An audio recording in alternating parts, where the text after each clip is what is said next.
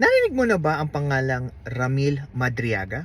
Siya po lamang ay isa sa mga nagsampa ng kaso sa ombudsman against Attorney Harry Roque.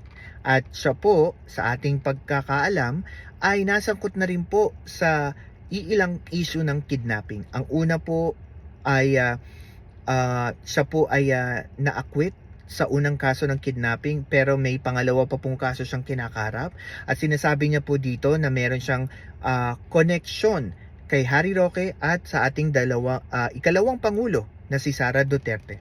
Tinanong po siya kung ano po ang motibo. Pero anong sa tingin ninyo, naniniwala ba kayo kung ano ang talagang motibo ni Ramil Madriaga? Sabi niya po dito, isa sa motibo niya ay gusto niya daw pong umandar ang kaso ng land grabbing against Attorney Roque sa Bataan, na apparently galing daw po sa Pogo. At ang masakit po, sabi niya dito, inupuan po ito noong previous ombudsman na si Samuel Martires.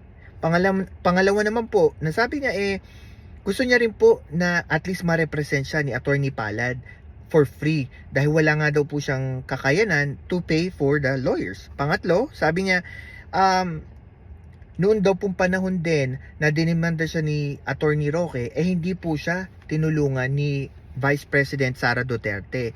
At parang na-feel niya daw po na parang nilaglag siya, knowing that he did a lot for the Duterte family, even for Vice President Duterte. At kung di ako nagkakamali, isa rin po siyang kasapi ng ISAF. I think it's a Special Forces for Armed Forces.